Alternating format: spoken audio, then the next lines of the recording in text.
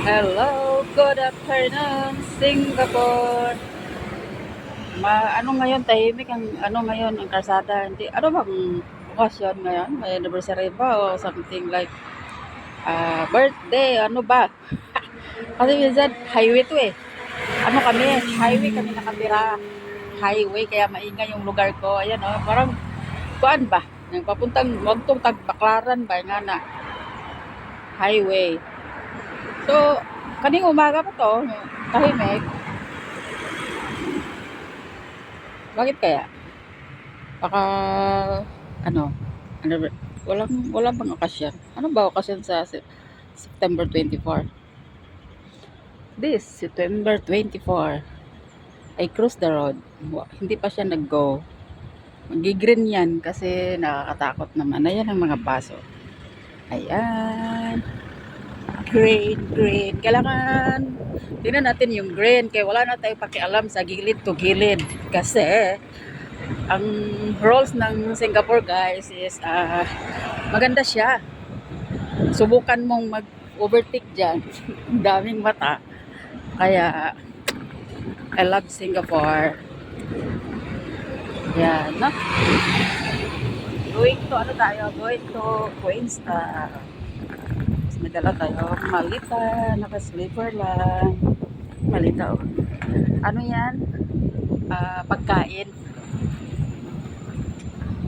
Ano ba? Si ma'am kasi, yung kapatid ni ma'am, mahilig sa yung tuna na gawin nilang yung pang-almusal ba na gawing lagyan ng itlog, yung palaman ba. Yan, naka-sleeper lang tayo guys.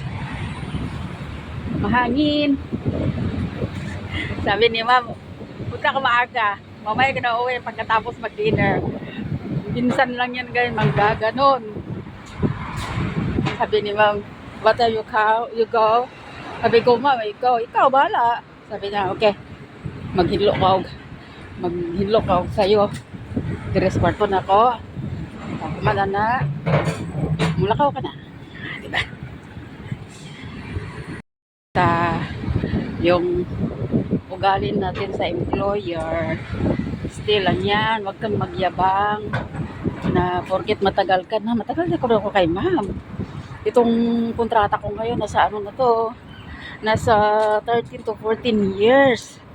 Kaya, ay, ang mangga, yan ang mangga guys. Tapos, kaya magtagal ka sa kanila dahil anis ka, uy mangga, mahulog ka sana.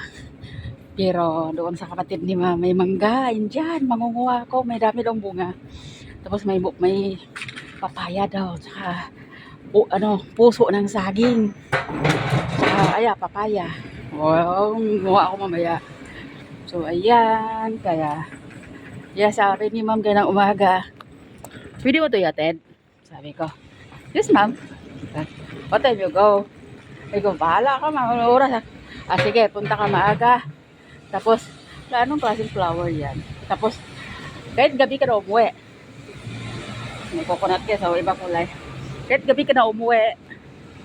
Then, fine, malinis ka maaga sa room ko. After that, pwede ka na nga alis.